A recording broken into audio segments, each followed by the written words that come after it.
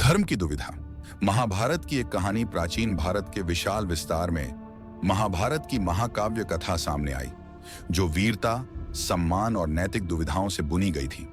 पृथ्वी पर चलने वाले कई नायकों में से वीर धनुर्धर अर्जुन कर्तव्य और विवेक के चौराहे पर खड़ा था, जबकि कुरुक्षेत्र का युद्ध क्षितिज पर मंडरा रहा था। चुनाव का समय पवित्र युद्ध के मैदान में दो सेनाएं एक दूसरे का विरोध कर रही थीं। पांडव धर्म के चैंपियन और कौरव सिंहासन पर अपने दावे के रक्षक।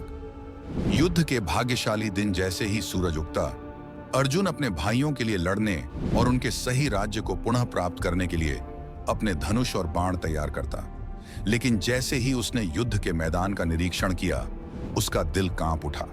उसके सामने न केवल दुश्मन बल्कि उसके अपने रिश्तेदार खड़े थे, चाचा, चचेरे भाई और प्यारे गुरु। प्रत्येक परिचित चेहरे के साथ उसका संकल्प कमजोर पड़ गया। यादें उसके दिमाग में उमड़ पड़ी।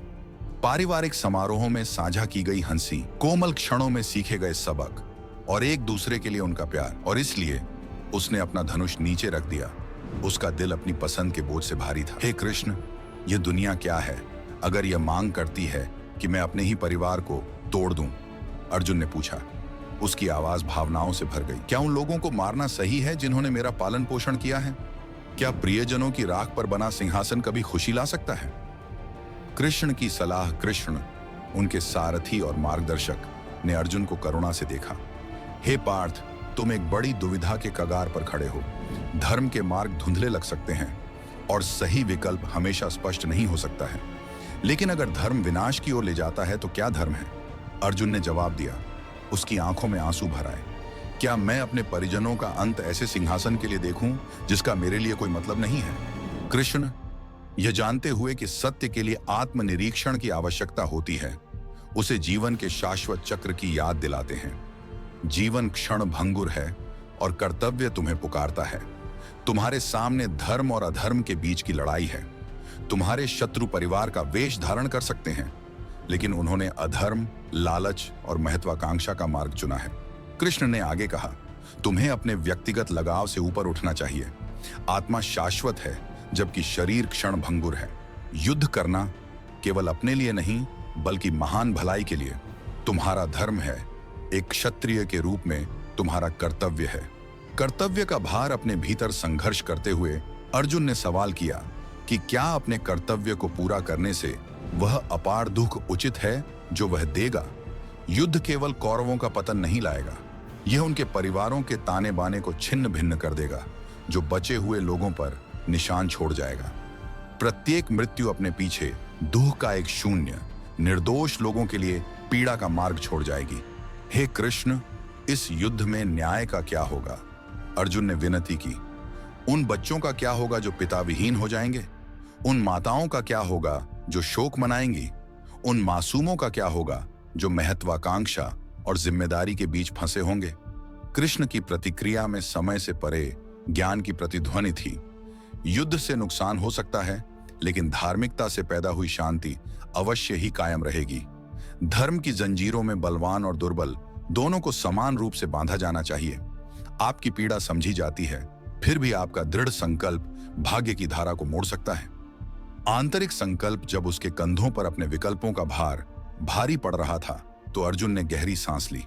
कृष्ण के मार्गदर्शन के माध्यम से वह परिवार के प्रति अपने स्नेह और न्याय को बनाए रखने के अपने कर्तव्य के बीच संतुलन को समझने लगा। उसने समझा कि कभी-कभी धार्मिकता का सार प्रियजनों का सामना करना होता है, जब वे सद्गुण के मार्ग से भटक जाते हैं। नए सिरे से स्पष्टता के साथ अर्जुन ने अपना धनुष फिर से उठाया। उसका मनोबल दृढ़ संकल्प के साथ बढ़ रहा था। हे कृष्ण, आपके शब्दों ने दुख से धुंधले मार्ग को प्रकाशित कर दिया है।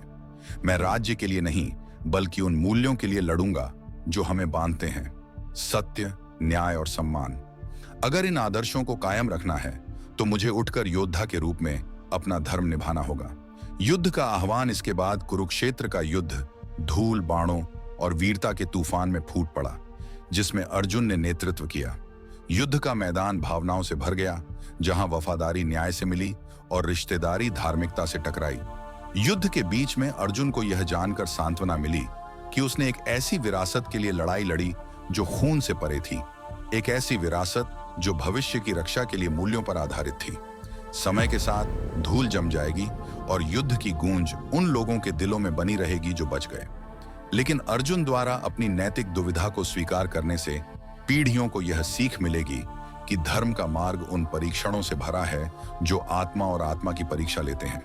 इस प्रकार महाभारत की विरासत बनी हुई है, एक ज्वलंत अनुस्मारक कि सबसे चुनौतीपूर्ण दुविधाओं में भी धार्मिकता की खोज हमें हमारे सच्चे स्व से बांधती है, जीवन की नैतिक भूल भुलैया से हमारा मार्गदर्शन करती है।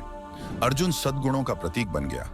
उसकी कहानी उन लोगों के दिलों में चमकती है जो आराम के बजाय धार्मिकता के कठिन मार्ग को चुनने का साहस करते हैं।